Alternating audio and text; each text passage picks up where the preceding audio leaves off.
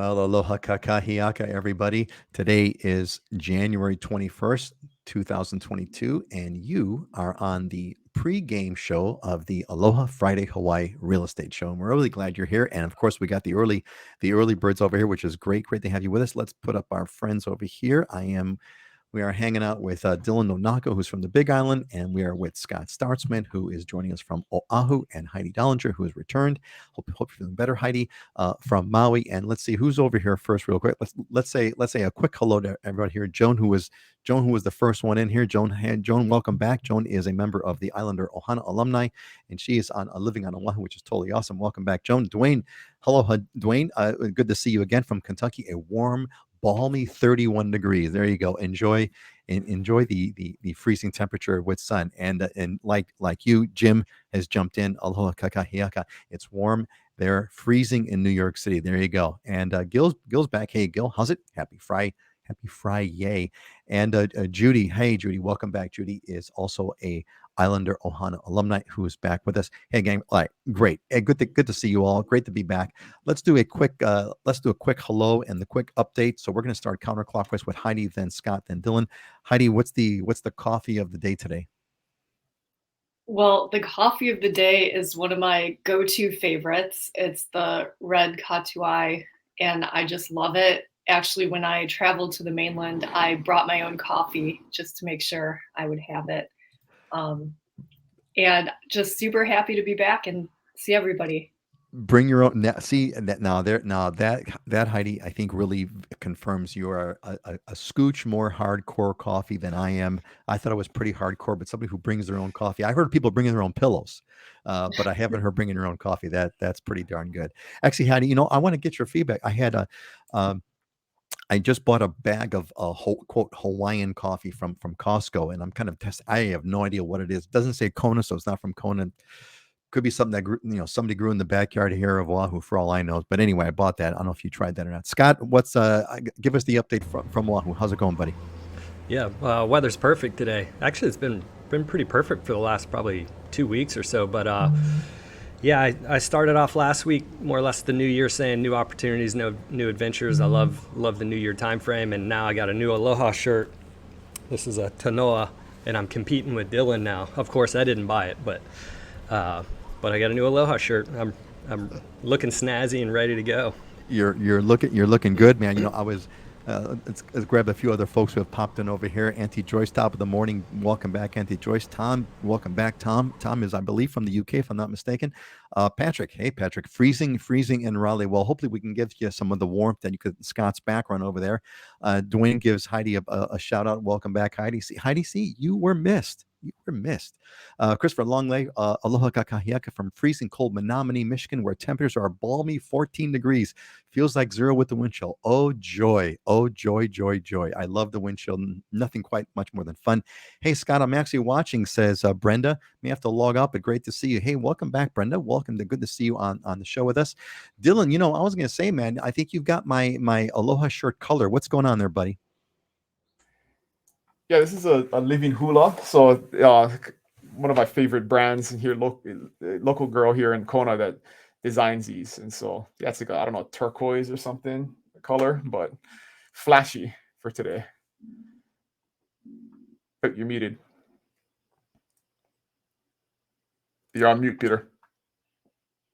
That's the new meme, right? You're on mute. That's the new meme of the year.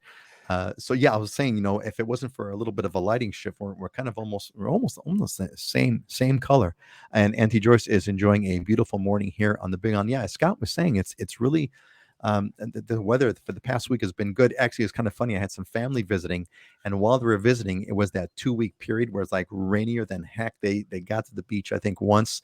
They went out when it was raining once, and it's, of course, the day they fly out is the day it's absolutely perfect. But that's the way it goes. Hey, Bernard, welcome back, Bernard. Good to see you, buddy. Welcome back to our show over here. All right, I think it's that time, folks. Let's kind of do a quick news update. We're gonna shift it around here a little bit. We're gonna do So what I'm going to do is I'm changing it around. We're going to do normally we did like a kind of a news and then a real estate market update. We're going to kind of combine the two into one. So let's give that a try and see how it works. So here's what's going on, everybody. So it looks like there is some stuff, there is some movement going on about making the requiring a booster to be considered fully vaccinated. Now that hasn't the governor, to my knowledge, as of today, has not made any emergency proclamations to that effect, but it is moving.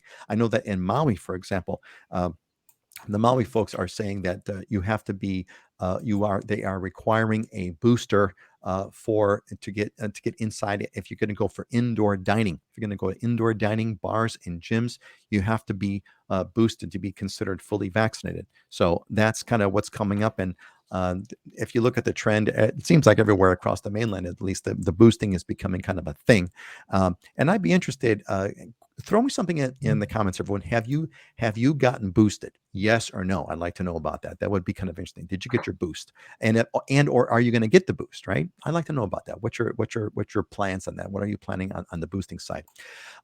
It's going to be higher park fees. There is some movement for higher park fees for tourists. I think they're going to be charging more. About if you're going to be there's certain state parks, there's rates that they're going to be changing. Looks like that's going to be going up. So Hawaii's going to become just a scooch more expensive. Vaishali Murthy says, "Yep, he's going to be getting the booster." Yep, Vaishali, that looks like it's going to. Hope I pronounced that correct, Vaishali. It looks like that's going to be coming. Hey, look, if you and Jim too. Jim has been boosted. Teachers needed. So there looks like there's there's been a chronic shortage of teachers, but they are talking about the Hawaii's Department of Education is talking more about that they're under capacity. They have situations nowadays where the kids are actually have to hang out in the lunchroom because the teachers are just not there, and nor are there substitutes. So if you're looking for a job, if you're a teacher, this might be something that you want to look into. The Red Hill fuel tanks. A lot of you have been following that Red Hill fuel tank story. A quick update that we have on Oahu. There is an issue where we have some fuel tanks that have been leaking fuel, and some suspect or are afraid it's been going into the water supply. Looks like there's been an order now for the Department of Health that has ordered the Navy, and the Navy has agreed to drain the fuel tanks. About 180 million gallons worth of fuel tanks going around. So that's going to be a big one. And of course, we had a little bit of drama on last week, Saturday. We had a tsunami, which was kind of, I don't want to say the word fun because tsunami is never fun. That could be potentially very dangerous, but it ended up being, there was like a little bit of damage. I think, Dylan, maybe you could help us out on the Big Island. There was a little bit of tsunami damage on the Big Island, but it was kind of a big nothing thing. But boy, everybody was texting us, "Are you okay? How's the tsunami? Are you alive?" I had our family that was visiting. Their family was, texting them, "Hey, how's the tsunami? How are you doing?" We're fine. And then finally, a quick weather overview. It looks like it's going to be, of course, the perfect Hawaii weather. So, all right, with that, that's our quick update. Let's see who's getting a booster upgrade. Well, Jess is getting the booster because she flies so much. Joan's getting her. Judy got boosted on Monday to travel to the Big Island in a couple of weeks. Oh, great, Judy! It's going to be a lot of fun, I'm sure. Just in case, right? Didn't get the booster, got the JJ vaccine. Feel like right now we're fine with the one shot. Yeah, I can. What's interesting is I know what is there going to be a boot? If you got the JJ, do they require a booster is there a booster on the JJ? I don't know. And Juliana's with us. Aloha and welcome back. And Travis is Juliana a contact of yours, Scott? Yeah, I saw a wave over there. Anyway, Juliana, welcome. Travis, I watched the show quietly for the past year. Awesome. I bought a vacation rental in Maui 1 year ago. Couldn't be happy with it. Your show has been invaluable. Well, hopefully, Travis, you worked with Heidi, but if not, that's all right. I hope you're enjoying your stay. Now, I'm sure it's. I'm glad that the show has been helpful to you. Tom got his booster before Christmas. Juliana did get the booster. Good God, Juliana, and totally vaxxed with the Moderna vaccine. Excellent. Well, it looks like people are kind of doing their thing. All right, let's kind of go around. Let's do it clockwise now. Let's do Dylan, then Scott, then Heidi. Give us a quick update. Any kind of news you have on the Big Island that you want to talk about, or real estate updates. Kind of what's going on the market that's worth reporting, Dylan, or any kind of news you want to report on that's occurred over the past 2 weeks. Yeah, I think the biggest news was the tsunami, right? I think we were the only island that had any type of damage, and it was down, and it's very interesting the way this works, but it must have something to do with the bays kind of collecting, because even if it's a small amount of increase in the sea level in Kailua Bay, even the last time we had a small tsunami, that's where the damage was, where the water came kind of onto the shoreline. And there's a Kinkamemea hotel down there that had a bunch of water come into the hotel and lobby, and there's canoes that got moved around and stuff. And it wasn't anything significant and massive, but there are other places that you couldn't even tell. So it's a very interesting dynamic where there's a big bay. It seems like maybe that collects and then amplifies the rise in the sea level. But That's interesting. I've noticed that. You're right about that. It seems like if like no one else gets damaged, but that one spot kind of catches it.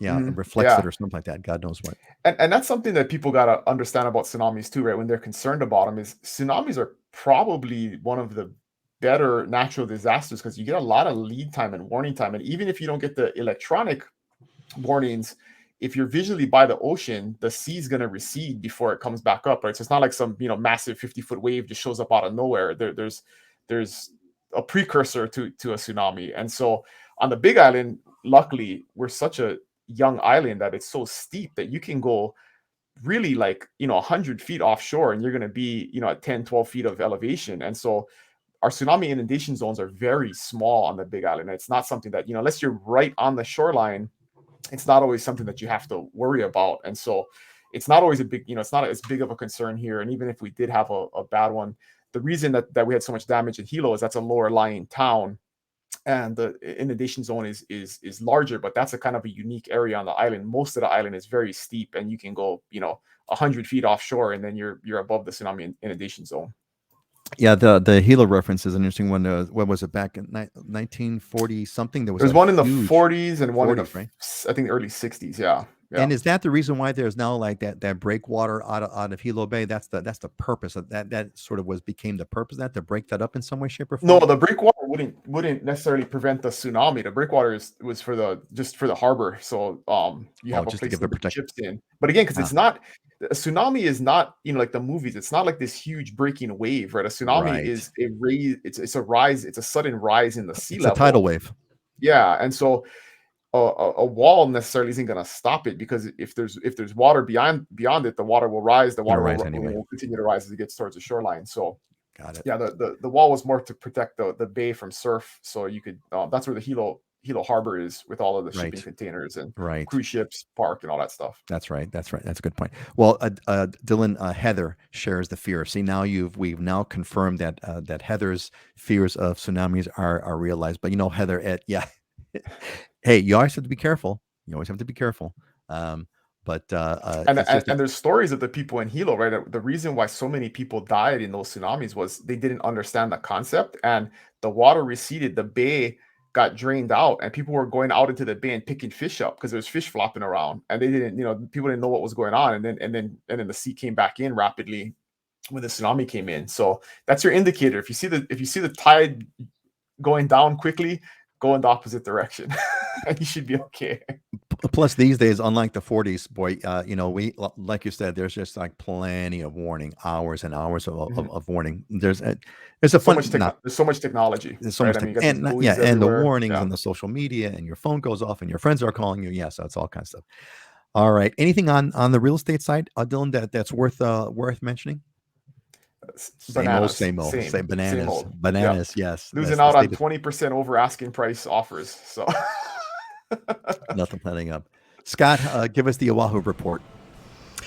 North Shore is 25 to 35 feet. For the surf side. Oh man, yeah, it's coming in for this today, rising today through the weekend. So we should have some good surf. I remember when I used to live on the Big Island, I'd get so excited when Oahu North Shore would get massive. It would wrap into Kauai Harbor when I lived over there, and I'd go out surfing. And there were only a couple of places like the Point at 69s that could handle it. Everything else would close out on the Big Island. So, yeah, so we got big surf. So, no, you don't have to worry about, water going out and then rushing back in to come and get you. It's big waves over here right now that are pretty dangerous. So, got to be careful on those. I've seen people get swept out, and the waves come up a long distance. They think they're safe on the sand. Then they get dragged out by the water after it's rushed forward. It's crazy. I've seen that. I talked about that with our Islander group once. A story that an incredible story. But anyway, yes. Did you guys Uh, see that video of the Hawaii Fire Department saving that guy in Kona?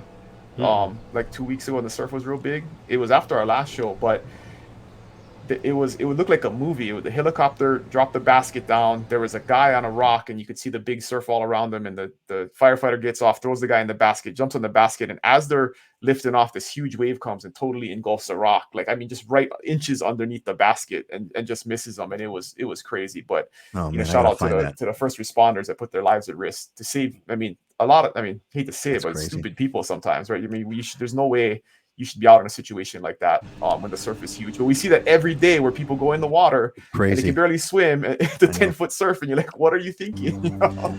Yeah, a lot of these people don't understand the power of the ocean, so they don't respect it. They don't know how to. They don't understand what's going to happen. And then, and I've even gotten pounded. I stood on a rock for a picture one time on just kind of goofing around, and this one rogue wave came out of nowhere and just pounded me, and I ended up smashed all over the lava rock with good old cuts everywhere. Yeah, that lack of respect of the ocean. Do not respect the ocean at your own risk. I don't know how that doesn't come out right, but boy, you don't respect the ocean. You are taking a big. There's all to this day. And I go surfing, try to do it twice a week. To this day, when I get out of the water, like I go to Makapu Beach all the time. When I get out of the water, I always get out of the water walking backwards, always, and that's just out of habit. Scott, anything on the real estate market that you want to report on? Yeah, nothing's changed, especially on the single family home side. The crazy one, and I'd be interested to hear what Heidi and Dylan, if you guys have looked at it. We've got 399 active home listings on Oahu right now. So we're already midway through January, and it hasn't picked up enough to where we were at mid 400s last year. And in 2006, 2007, we're in the 800 range. And so we're at 399. There's literally no inventory. I got 3 escrows this past week, 100, 300, and 400,000 over asking. So, that's where we're trending over here on the single family home side. On the condo side, we have 1,055 condos to choose from. Now, that sounds like a lot more, but it's really not. It's very limited inventory. Probably 65-70% of most of the inventory on Oahu between single family homes and condos would be condos. So you're going to have more that are on the market, but that we hit 10% price appreciation for last year in condos. I expect that to be higher because the inventory has disappeared. But the big key to keep an eye on right now, interest rates have really started to move up, and the Fed's already talking about what they're going to do. So I do see interest rates moving up pretty well this year, and that should, where the inventory levels are right now, we should be at 20% price appreciation for this year, and I think that's going to tampen it some, 10, 15%. So hopefully it slows it down some. Well, we're gonna find. Well, it depends on how much of flex, how much whatever. There's a word there. There's an economic big word in that. There's somewhere elasticity. It depends how much elasticity there is in the prices. How much that interest rate rise is going to affect it. It's going to affect it some. Well, what we don't know is how much. I just got my Zillow report that on my zip code there, and I saw the with my own 2 eyes the price appreciation of 20% over that 1 year, which is just absolutely remarkable. Kind of blew me away.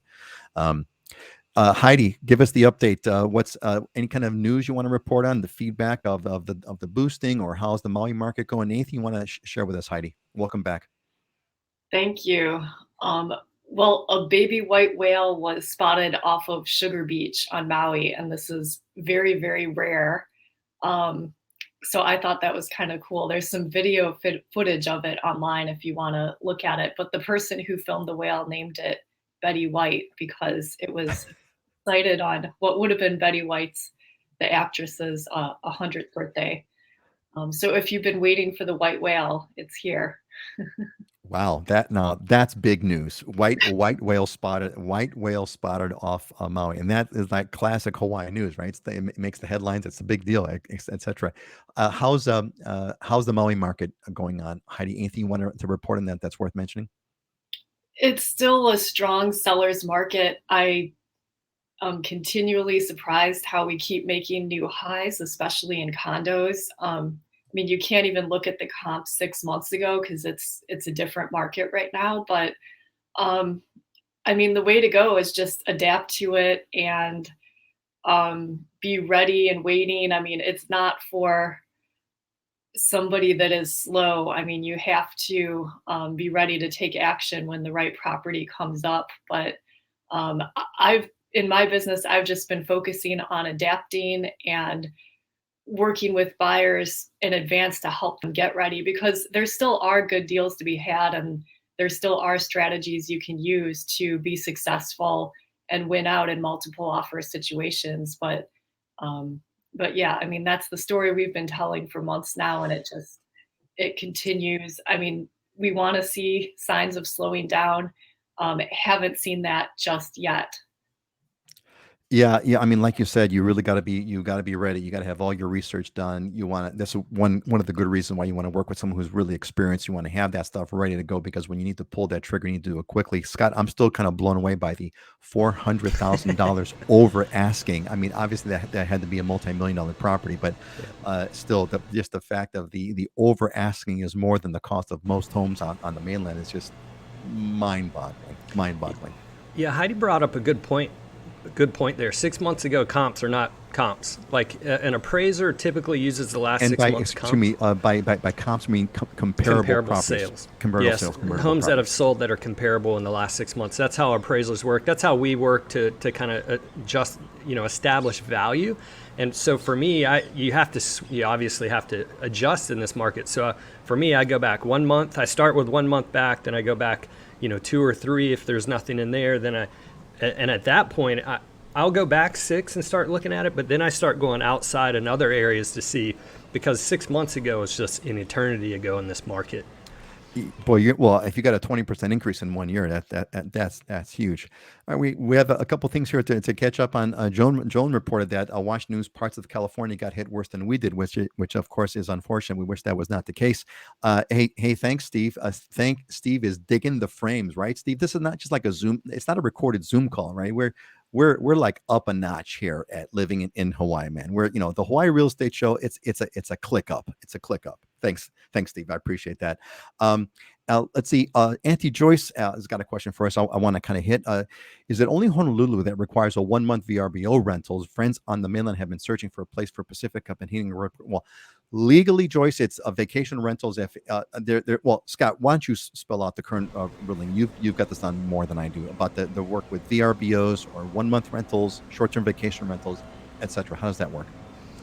Yeah, so resort zoned, you got to go resort zone, which there's only like 3 areas, and even then there's some restrictions, but Waikiki, Ko'olina, and then Turtle Bay. Yep. Give you resort zone, and so that's less than 30 days. Anything else is going to be apartment or residential zoning, which is 30 days minimum, and then there's other restrictions within that. So Yeah, so Auntie Joyce, when you tell your friends, basically they need to find a place, as Scott said, either in Waikiki or Ko'olina, which is on West Oahu, or the North Shore of Turtle Bay. If they could, I'd go Turtle Bay, but you're in the middle of nowhere. It's away from everything, but it's great. Scott, go ahead. yeah, that bill actually is coming up. Actually, I think they had some of the testimony yesterday for whether they're going to change residential and apartment zoning to minimum 6 months for the rental time period. So that's coming up for vote here soon. We'll see what happens with that. So, Auntie Joyce, tell your friends this: if you think 1 month is bad, wait till 6 months shows up, and you're going to have to stay 6 months as opposed to 1 month. It's going to essentially kind of kill that market for the most part. Paul's been with us before. I remember you, Paul, about your Singapore questions earlier. Hawaiians do not like the Singapore housing solution. What about Monaco's reclaiming land from the sea and building housing on that? My general, yeah. So Dylan's cracking up because Dylan knows what the political. Paul, we can't put a stick in the water. We can't put a stick in the water. Hawaii is very Hawaii is extraordinarily environmentally conscious, extraordinarily environmentally protected for lots of good reasons. Not all of them good reasons, but for lots of reasons. People really, really, really care about the environment here, and they don't want to mess it up at all. And one thing they would never want to, I know they would never agree to in any way, shape, or form is doing any kind of a modification of the coastline beyond what it's already been modified. Um, Paul, you missed the fun that we had maybe a decade ago, where we couldn't even add on a dock for the ferry, for the super ferry. It was called the super ferry. We had a ferry that was going to go between islands. We couldn't even add a dock in an existing shipping area for a ship to go back and forth. So if we can't do that, the heck if we're going to do. And again, everyone's typically is anti-development here as well, which is one reason why the prices are so high. So Paul, nice try. It's ain't gonna happen. It's gonna be, the prices are going up, and that's the way it goes. So, Scott, let me comment real quick on that, right? Dylan, So please let's hear the Dylan comment here. That may be something that you would look at on Oahu, but for the reality is on the other islands, and I can speak to the Big Island specifically. I ask people all the time. I think we've had this discussion before. What is an appropriate percentage of the land mass to build stuff on, whether it's houses or anything? And most people have never considered that question or asked themselves that question or have any context as to how much land is already developed. And the reality is, in the Big Island, less than 4% of the island or less than 5% of the island is zoned for any type of development. And so if you increase that by 1% and we went to 5%, 5.5%, you would have a 20% increase in the amount of land available to do something on. So you don't need to do anything crazy. I mean, you don't need super dense high rises. You don't need to reclaim land from the ocean. All you got to do is make a little bit more land that's already here. We have 95% of the island has nothing on it, and we'll never ever have anything on it because it's conservation land or it's large Kamehameha Schools Trust land. It's federal land. But yeah, we have a problem because we have a lack of availably zoned land to do anything on. Yeah, that's an interesting way to pose it, Dylan. If you say, "Oh, what percentage?" Well, people will say, "Oh, maybe 10%, 15%." You say, "Well, wait a minute, we're only at 4%." And the same is that I'm sure the same is true of Maui and Kauai. If you look around, I mean, 95% of those islands, and Oahu, I bet Oahu's got 30% of the island developed, maybe 25 or something. I don't know, but it's still plenty of there's a good land. chance. And so if you do that, it's it's kind of funny, right? I remember in polling, tell me the answer you want, and I'll tell you the question to ask, right? So you'd ask it from that perspective. The other one would be, show a big piece of, here we had a controversy 30 years ago on Sandy Beach, right? And there was this big, huge piece of, undeveloped land, and they were going to put some homes there. And as soon as people saw the visualization of having these homes that were somewhat near the coast, it was, everybody erupted in saying, "No way, Jose." So Dylan, the other way to ask your question would be, show this big piece of empty land and say, do you want a high rise here? And everyone's going to say no. So it all depends. Tell me the answer that you want, and I'll give you the question. Joan is reflecting the local sentiment. Thank God for that. Let's leave the ocean alone. Exactly, Joan. It's Joan's perspective is the perspective that is echoed by practically everyone who lives here, for better or for worse. And Auntie Joyce, Kaneohe is not going to be where they're going to go. Auntie Joyce says you're looking in Kaneohe where the race ends. That's definitely outside of the zones. I forgot what the word is here. But you're definitely going to have to do a month plus in that. That's for sure. Let's see. Okay, I think we've got that set. All right, so let's move on over here. Let's take a quick little station plug. Hey, if you've come here, we love that you're here.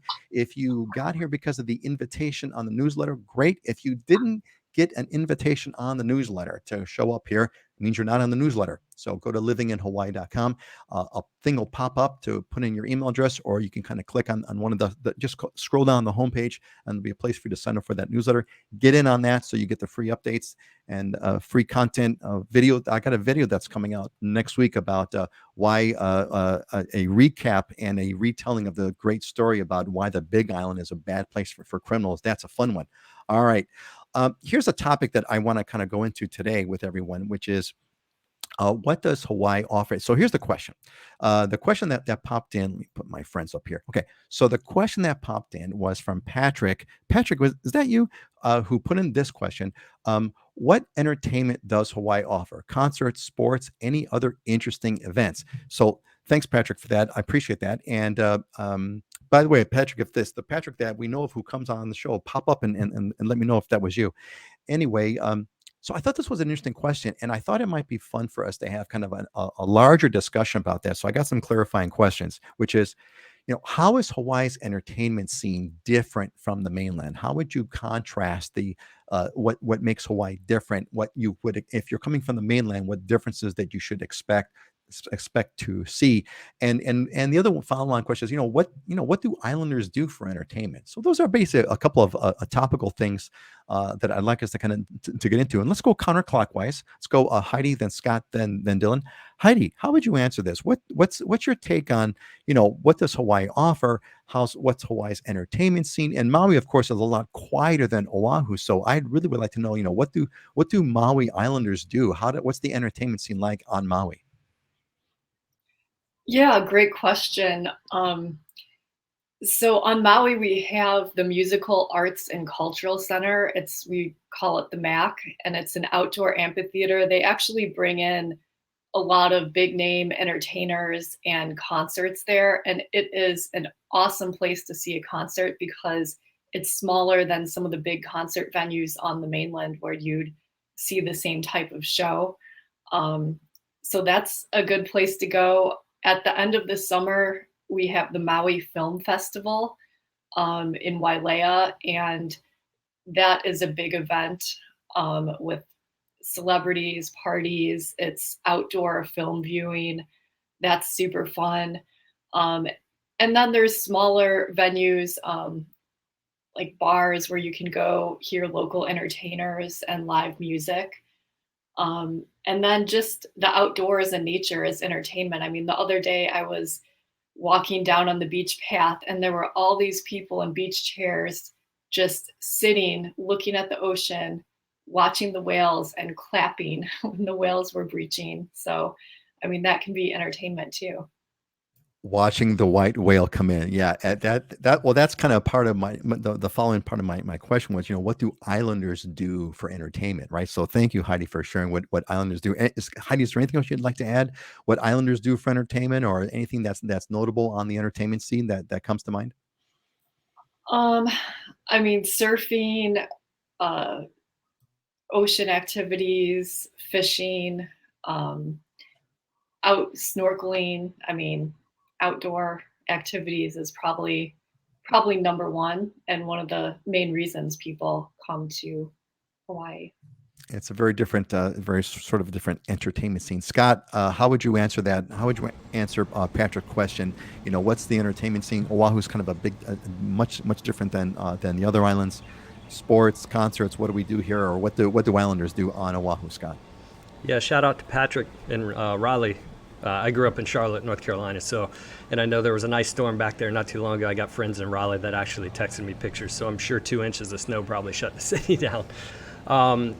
Yeah, here, we get a lot of concerts. We have the Blaisdell Concert Hall. We used to have Aloha Stadium, which it seems like they're not going to be using anymore, and the Waikiki Shell, which is right down the street from me, which is, to me, an awesome outdoor amphitheater to be able to watch.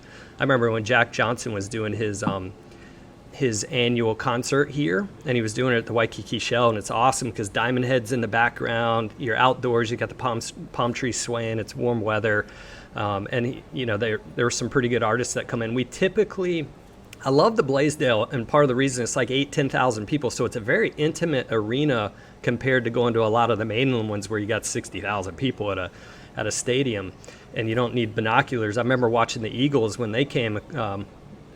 Some years ago, probably 6 or 7 years ago, I was on the side corner and I was probably 20, 30 feet from the stage. It was an amazing, intimate experience to be able to see a bigger group like that. We typically don't get the huge groups. We'll get the Bruno Mars because he was from here, and he sold out Aloha Stadium 3 straight nights, and it was pretty crazy.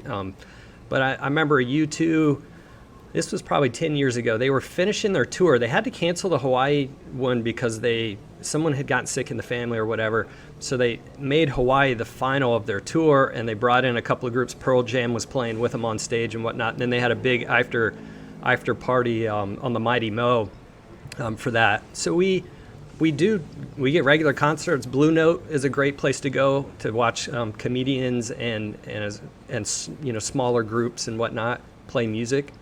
But yeah, like Heidi said, I know moving out here for me, my interests and passions shifted significantly. Growing up in North Carolina, I grew up on Tobacco Road, so it was ACC basketball, football, college football, NFL football, and you wake up and those games start at like noon, 1 o'clock. Here, they're starting at 7 in the morning, and I find myself nowadays way less interested in sports, and sports were a big part of my life. It's more about being out in the water, being outdoors, enjoying the weather and the lifestyle that we have here.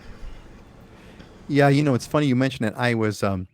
Uh, I was never a concert goer to begin with, and I was born in Chicago. Came here when I was 20 years old, and I was never a big concert goer ever, and so I didn't kind of miss a thing. It was fine by me, but there's been some adjustments. Sometimes the acts are big acts come once in a while, the final part of the tour, like the vacation tour, et cetera, et cetera.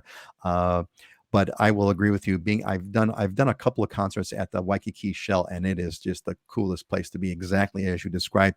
But Jessica has given us where the real where what the locals really do. Thanks, Jess. You caught on quick. Jessica is a alumni of the Islander Ohana and has recently moved to Oahu with Wes. And Hawaii offers cheap flights to Las Vegas for all your entertainment need. Hawaii, I believe, if I'm not mistaken, it's called the Eighth Island, right, guys?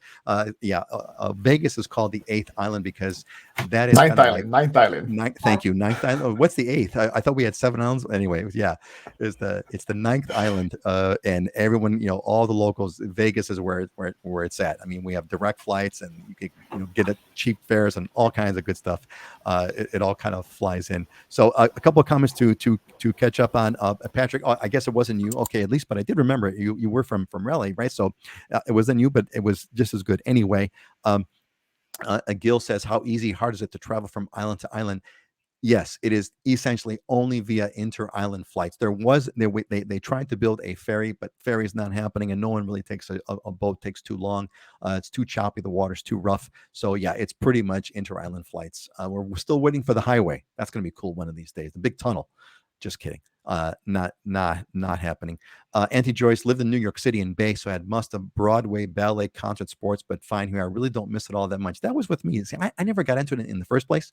But we definitely don't have. This is definitely not a ballet, Broadway. Those are rare occurrences. We get the occasional band.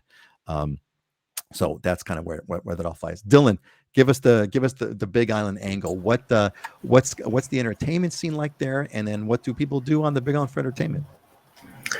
The biggest, I mean, I guess what you consider entertainment, right? I mean, if you're thinking about like concerts and sporting events and stuff, we definitely are restricted, mainly because we don't have the venues for it. We have one kind of small venue over on the Hilo side where the Merry Monarch Festival is held every year, and that's the premier hula festival, in the world. So it's the only place you can see that. It's very hard to get into.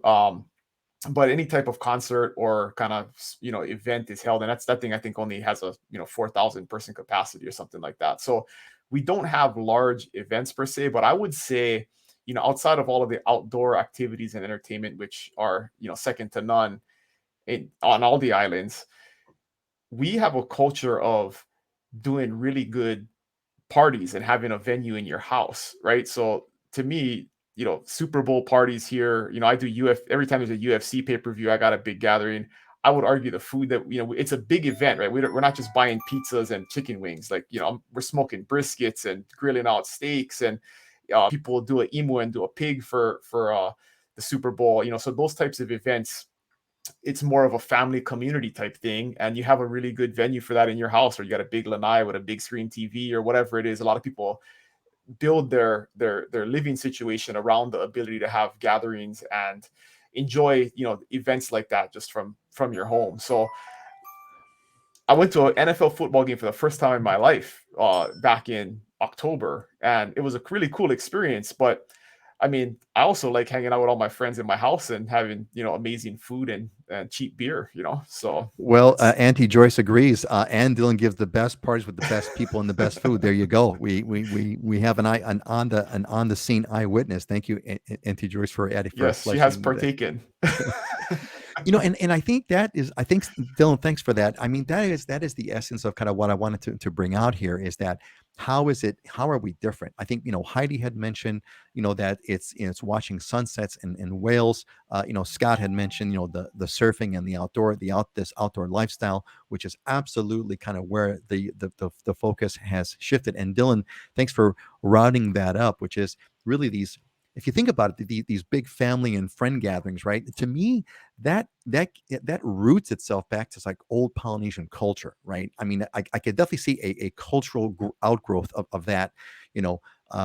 Pre-contact Hawaii, what was Hawaii like, right? What did they do for entertainment? It was gatherings, big or small family gatherings, and I think Dylan, you kind of hit the nail on the head. I think is a big replacement here is these big get-togethers, right? Like you said, so many people. There are so many outdoor. I love to know what like the per capita of outdoor grills is in Hawaii. I'm sure it's huge. Lots of people I know, right, have the lanai built out, the whole bit. Scott, go ahead. Yeah, I mean that it's funny because if you think about it, you go down to Kapiolani Park in the weekend, right, on a Saturday morning. People they're trying to grab the parking space. They're getting their big old tents out. Family and friends are all coming out. They're going to hang out at the beach and in the park for the day. Maybe the kids going surfing and stuff, but it's just a way to relax and get together with people. And I'd say that's probably one of the bigger things here. We do have off-Broadway productions and whatnot that you can go to here in Honolulu. So you get most of the stuff, but it's still, when I lived on the Big Island, it was old A's and pine trees. We used to go down there, tents are up, everyone's out, hanging out, mingling, relaxing, and getting in the water. Yeah, that's what it comes out to. Does anyone And else have? And we have year-round sports too, right? So it may not be like the big professional sporting events, but if you go to an AYSO soccer weekend, I mean, it is jam-packed with tents and families watching. Our high school football teams are very well supported and lots of people attend. And so that's one of the things that I think people do for entertainment too, is you can do outdoor sports year-round here. So at any given time, there's baseball happening, softball happening, volleyball. There's always outdoor activities that are organized and that the community gets behind and supports. Thanks for bringing that up. That is a huge difference, I believe. Huge difference between Hawaii and the mainland, which is high school football. High school football here is like the NFL, man, right? I mean, it is like, it's like the whole deal, like quote, big football games that, the high school rivalries like mean like everything in Hawaii. Scott, you were going to say something. Oh yeah, it was funny. I mean, I was noticing the playoffs this year for high school football were on pay-per-view. People were actually paying for it. I'm like, wow, that's amazing.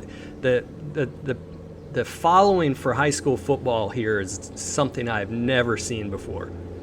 Yeah, it's sort of like the desire, the local desire for football entertainment, right, has gotten completely sort of focused on the high school scene as opposed to the national scene. I mean, maybe because we have to wake up at 7 a.m. and no one in their right mind is going to wake up at 7 a.m. to watch a football game live. Who knows? I don't know what the reasons, but I just kind of threw that one out there. Here, folks in the chat, who would get up at 7 a.m. to watch a football game on a consistent basis? I'd like to know. Let us know. But the whole high school thing, which is a whole other topic about high schools and how much a cultural foundation high school graduations, that's another one, right? High school graduations in Hawaii are huge turnouts, huge events. The entire clan shows up for a high school graduation, and the goal, folks, real quick aside over. So I guess it's entertainment side in a sense, but these high school graduation parties, the goal when you show up is to, if you're the grad, you want to get leis. Everyone brings a lei, right? So friends and family bring leis, and the goal, what you want as a grad, is you want to have leis over the top of your head. That's the goal. If leis go over the top of your head and you can't see anything, that's how you know that you've got like you kind of like you won the contest, right? It's almost like how many pages in my homework kind of a thing. Anti-Juris is popping in over here. First time I realized how important high school football here was during the mayoral debate, where most candidates were coaches and talked about the games where they all played each other. Yeah, man. I mean, there's a ex-politician, Mufi Hanneman, that still talks to this day about his Iolani High School years when he was a basketball player, if I'm not mistaken. So yeah, all kinds of excellent. Anything else you guys that popped to mind about the entertainment scene and how Hawaii is different, or something that you want to point out that people would kind of see as a difference, or would kind of highlight the contrast in Hawaii? Anybody want to just jump in? All right. One other thing, which is super Yeah. cool about entertainment here is, and this is if you enjoy Hawaiian music and like local entertainment, but you can go to, really small venues on any given Thursday, Friday, Saturday night and have a extremely high level um Hawaiian musician playing and some beautiful hula dancer dancing, right? And so that's a super cool thing is you don't have to necessarily go to some really organized, high priced, ticketed event where I was at the Outrigger the other weekend and Gary Haleamal was playing. And if you know who he is, I mean, he's a legend in Hawaiian music, and he's just there, and playing for the restaurant, so he was the restaurant entertainment that night. And so you have these opportunities, Cecilia and Capono, those guys, play at uh the Royal Kona Resort on the weekends. And so you have these really cool opportunities to see just amazing entertainers that are just there while you're eating dinner and you didn't even know they were going to be there, right? So that really adds a really cool effect to it. That's a great point. I mean, and to riff onto that, and because there's a term, there's a local Hawaiian word, kanakapila. Kanakapila means to kind of get together and informally, friends and family getting together, playing music, just kind of winging it, playing whatever song comes to mind. The kanakapila, right? So in that kanakapila tradition, Dylan, what I've also seen in that same thing, there's a big name, a local big name entertainer who's just kind of got to be the lounge singer, so to speak, right? And he's kind of playing at dinner. And I've also seen, spontaneously, a girl will get up who knows to dance the song, and then she'll dance hula right in front of the guy, and they'll just kind of do it and just kind of wing it, just right out of the audience, right? Someone just come in this kanakapila tradition, because this is what families do for these local get-togethers. They'll bring out the ukuleles, they'll kind of do their thing, and bam, bam, bam, before you know it, everyone's there. So that's really kind of cool. Hey, let's see, it's 10:41. We should do our let's do our diamonds and deals. I got a slide here, and if you're here, I'm going to take it, but if you're not here, I'm just going to skip it. So Travis from Wahiwa, Travis, if you're here, throw a comment so that I know that you're here. But otherwise, I'm gonna go forward, and we're going to do our diamonds and deals. Let's see, where is that diamonds and deals slide? Hold on a quick second, fans, while we put this over here. Let's see. Where is she? There we go. Diamonds and deals. All right. Click through that speed dialing. Auntie Joan popped in. There's even music and hula dancers entertaining the farmers that Saturday morning. Yeah, Auntie Joyce. That's kind of where it's at. You can go to a farmer's market and get some local entertainment. That's kind of how it works. Tom says it's SB soccer ball football. I'm not too sure. It's about 2 a.m. for me, so I'm getting ready for that. Super Bowl. Thank you. See, that tells you how much I watch football, right?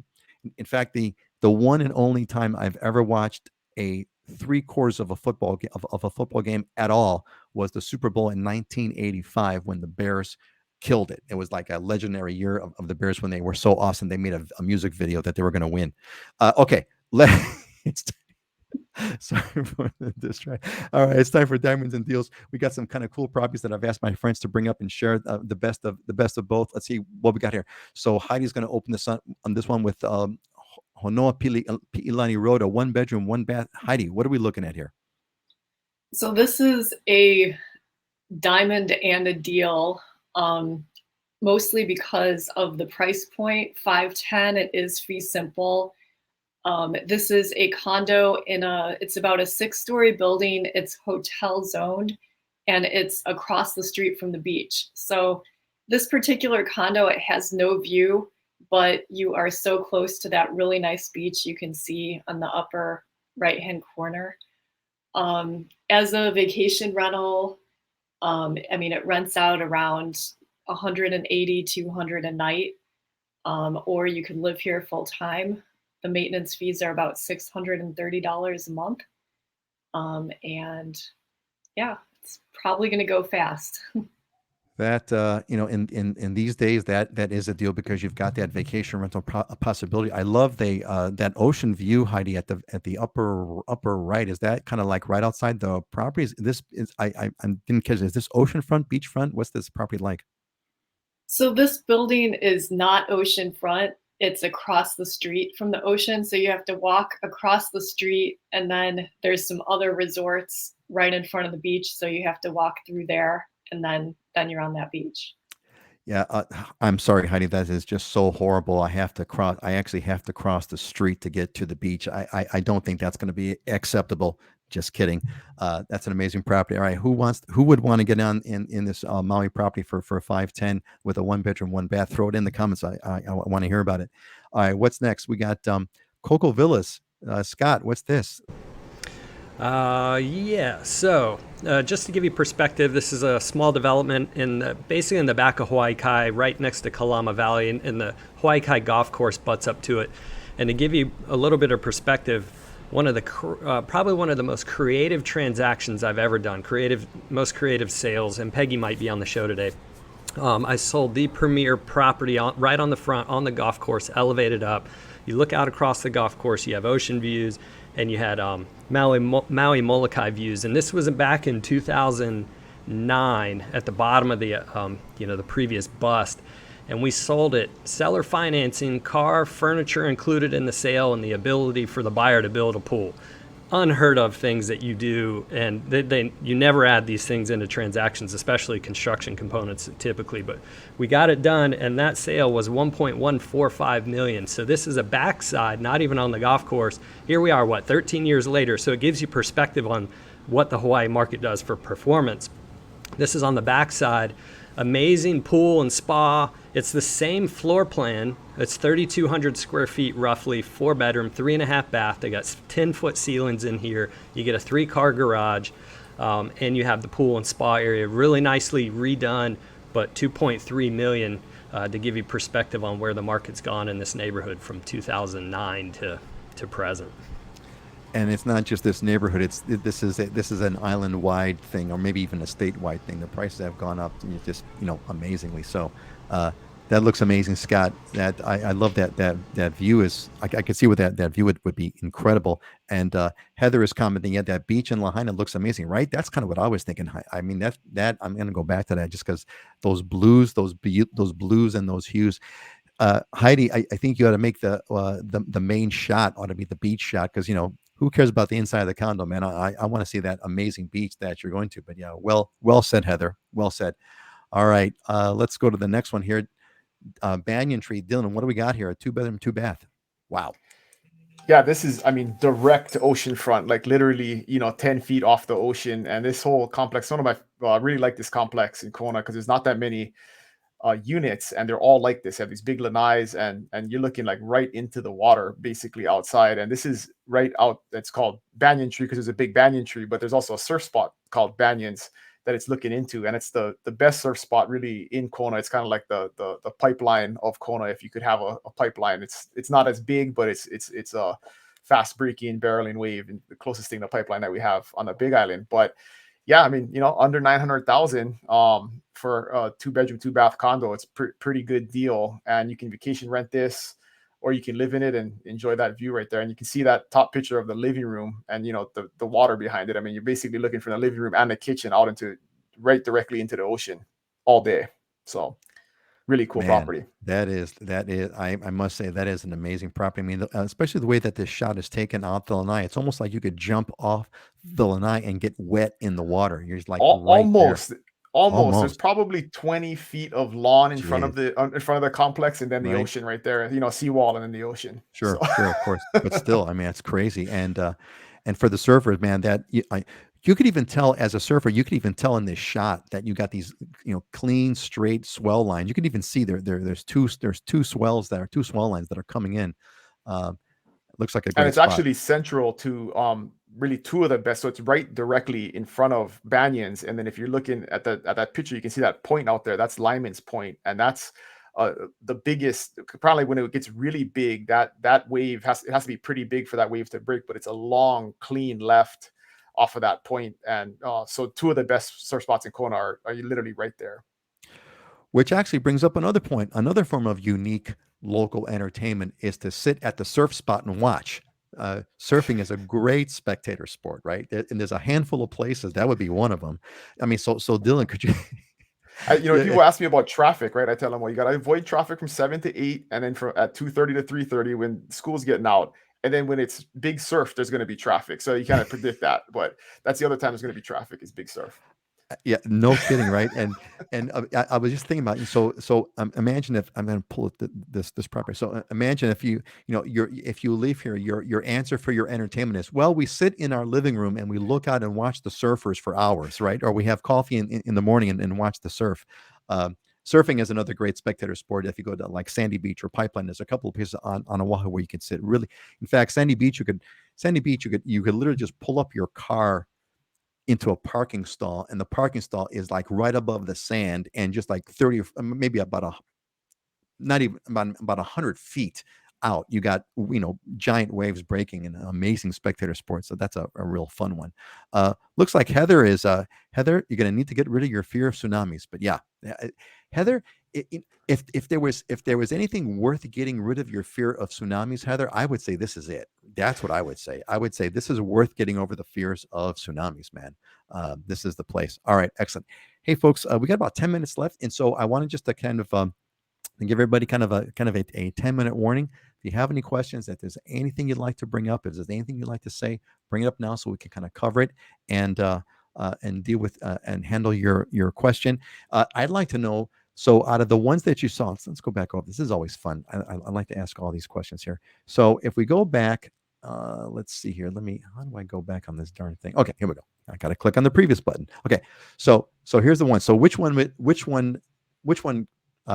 speaks to you? That's what I would say. Which one speaks to you, folks?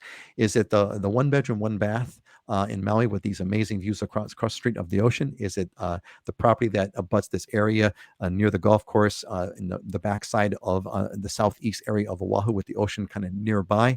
Or is it this like right on the water, 2-bedroom, 2-bath on the Big Island? Which property speaks to you? Pop it in the comments so we can kind of see what you like.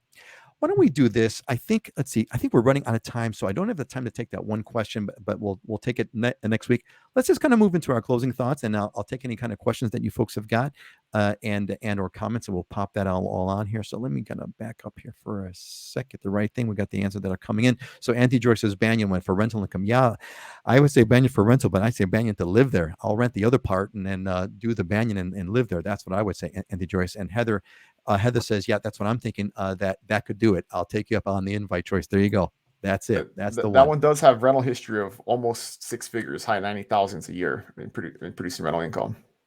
Wow.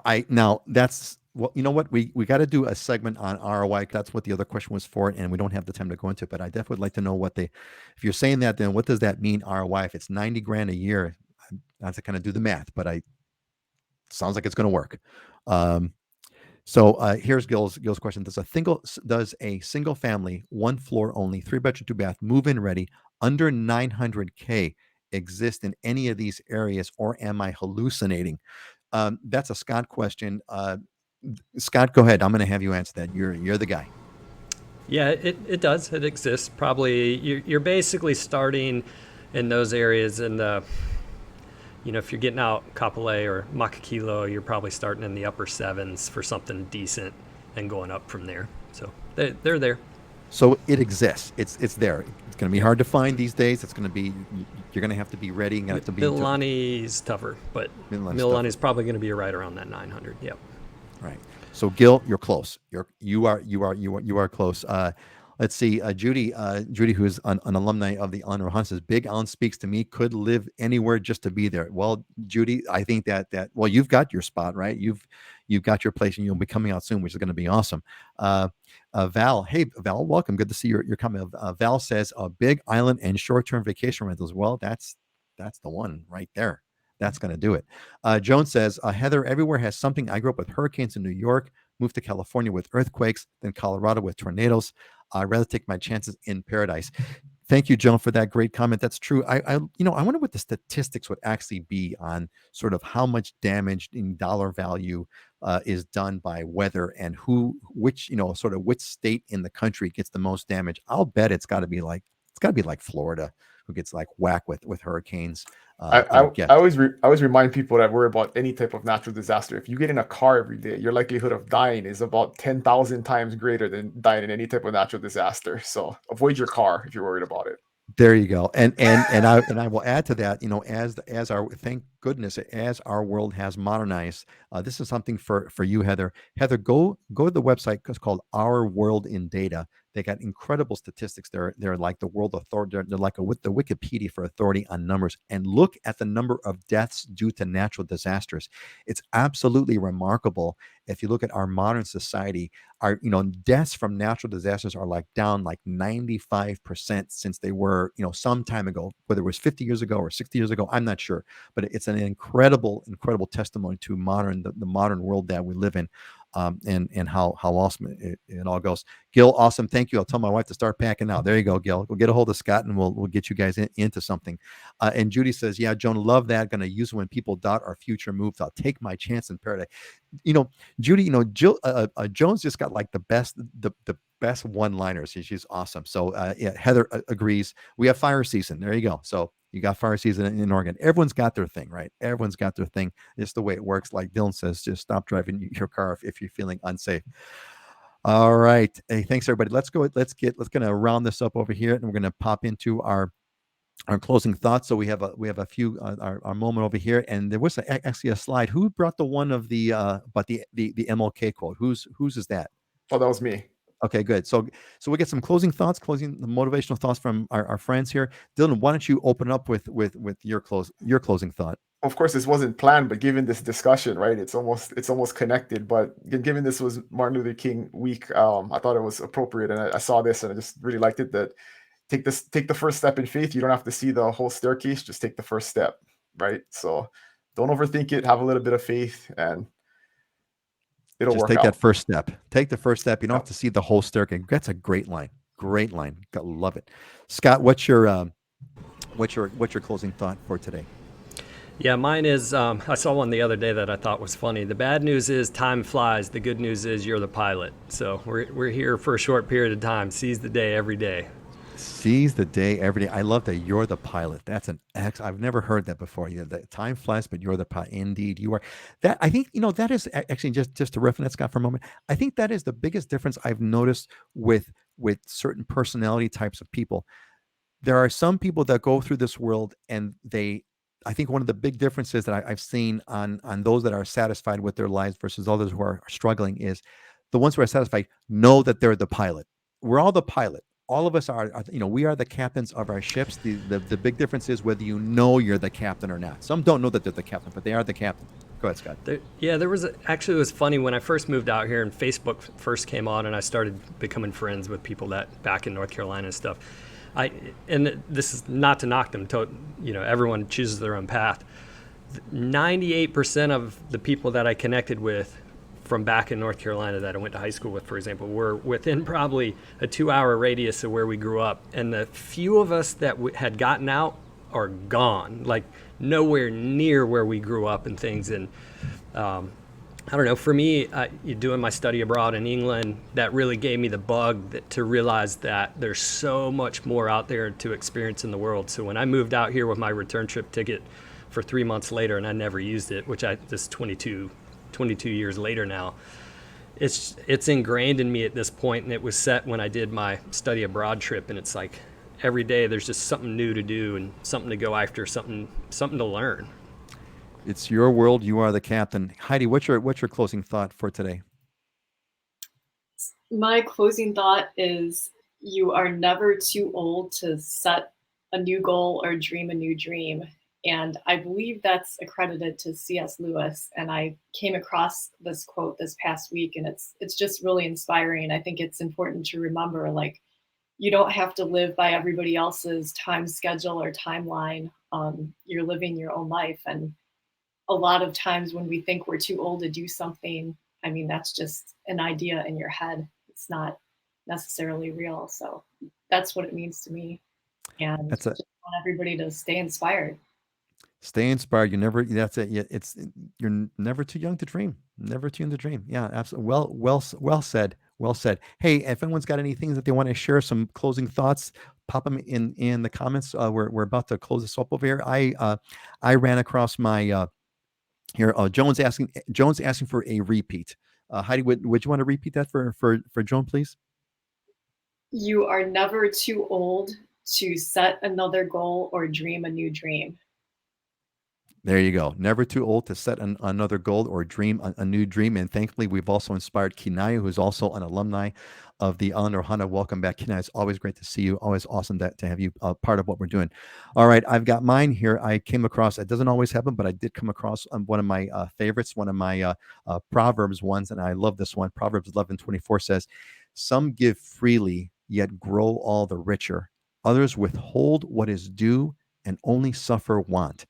And to me, that is a great story about how this generosity is kind of brings more generosity, right? It's that feeling that you have, that feeling of some give freely and grow all the richer. It's that giving of freely creates a sense of abundance, and abundance. Of course, if you live abundance, you live abundance, and others withhold what is due and only suffer want. So by withholding, by withholding what is due, right, withholding what you should be giving, you suffer want. Why? Because if you withhold what is due, it means you're holding back, right? You have a concept of scarcity. If you live scarcity, you live scarcity. You live abundance, you live abundance. So that's that for me. That is that's my closing thought. Let's see who else has got over here, and we got some folks here. Agreements over here, and Tom, mahalo as always. All right, folks. This is it for us. We're going to kind of round around. Let's do counterclockwise. Say goodbye, everybody. Heidi, then Scott, then Dylan. Say goodbye. Aloha, everybody. Have a great weekend. Aloha. Thanks for joining us. Have an awesome weekend, everybody. Awesome weekend. Enjoy. I hope this was a great show. Great to have you all here. We'll catch you in 2 weeks. Aloha.